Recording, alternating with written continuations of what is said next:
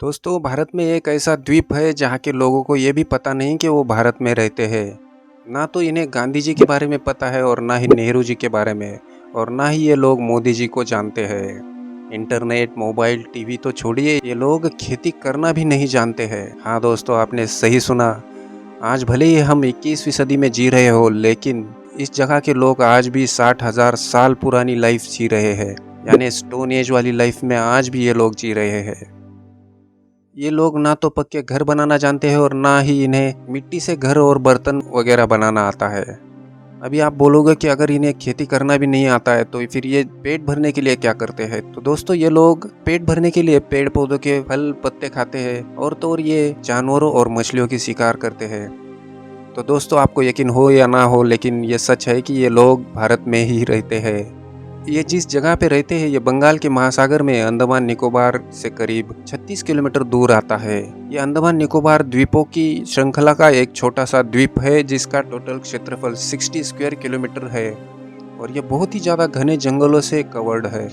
इन लोगों की अपनी एक भाषा है जो कि दुनिया में किसी भी बाहरी इंसान को नहीं समझती, और ना ही इन्हें बाहरी दुनिया की कोई भी भाषा समझ में आती है। भारत सरकार के एक सर्वे में ये पता चला है कि इन लोगों की लोक संख्या 50 से लेकर 500 तक हो सकती है। इन लोगों के लिए बाहरी दुनिया के लोग यानी एलियंस जैसे ही है।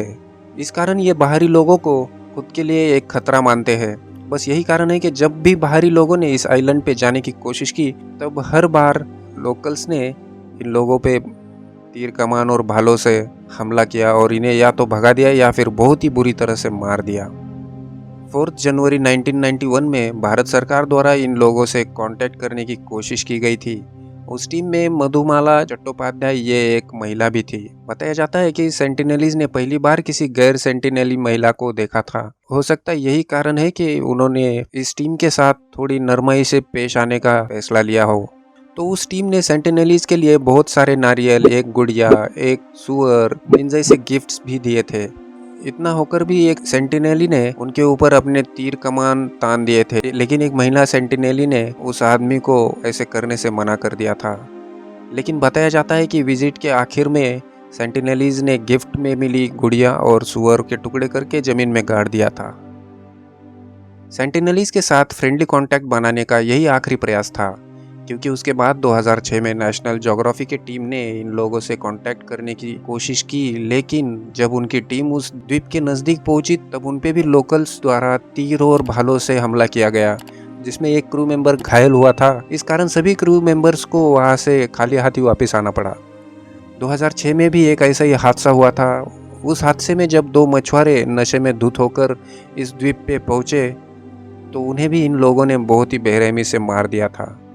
2004 में आए सुनामी से अंडमान के सभी द्वीपों पे बहुत ज्यादा तबाही मची थी। बहुत ही ज्यादा जानमाल का नुकसान हुआ था, और नॉर्थ सेंटिनल द्वीप भी अंडमान द्वीप के श्रृंखला में ही आता है। इस कारण भारत सरकार को इन सेंटिनलीज की चिंता हो रही थी। सुनामी में इन लोगों के साथ क्या हुआ ये देखने के लिए जब भारतीय कोस्ट गार्ड का हेलीकॉप्टर उस द्वीप के ऊपर गया, तब उन्हें ये पता चला कि सेंटिनलीज लोग बड़े ही आश्चर्यकारक रूप से सही सलामत है। लेकिन आगे वो बताते हैं कि सेंटिनलीज ने उनके हेलीकॉप्टर पे अपने तीर और भालों से हमला किया था। और जैसे कि हमने बताया, ये बाहरी लोगों को एलियंस ही मानते हैं, तो हो सकता है कि हेलीकॉप्टर यानी उनके लिए एक बहुत ही बड़ा पंछी हो, जिससे डर के उन्होंने अपने हथियारों से उसका सामना करने की कोशिश की। तो 60,000 सालों से वहाँ के लोग बाहरी दुनिया से अछूते हैं। इस कारण उनकी इम्यूनिटी पावर बाहरी लोगों से बहुत ज़्यादा वीक है। यानी हमें होने वाली सर्दी जुकाम भी उन लोगों के लिए जानलेवा साबित हो सकती है। इन सभी कारणों से भारत सरकार ने उन लोगों को बाहरी दुनिया से अछूता रखने के लिए वहां पे जाने से रोक लगा दी है। यानी उस द्वीप पे अब कोई भी नहीं जा सकता। लेकिन नवंबर 2018 में American Christian missionary John Allen चाव ने अपने धर्म के प्रचार हेतु वहां पे इलीगली जाने की कोशिश की।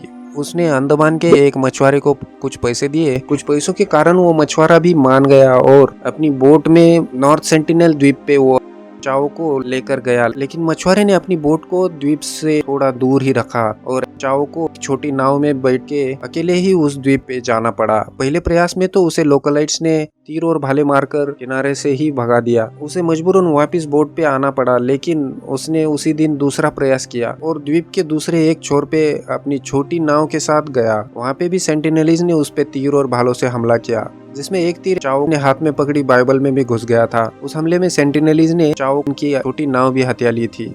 जैसे तैसे वो अपनी जान बचाकर बोट तक वापस आने में सफल रहा और उसने अपनी डायरी में अपना एक्सपीरियंस लिखते हुए कहा था कि हे ईश्वर, मुझे माफ करना, क्योंकि मुझ पे सौंपा गया धर्म प्रचार और प्रसार का काम यहाँ पे नहीं कर सकता। लेकिन कुछ समय बाद उसने फिर से वहाँ पे जाने की कोशिश की, लेकिन उस प्रयास के बाद वो वापस नहीं आ पाया।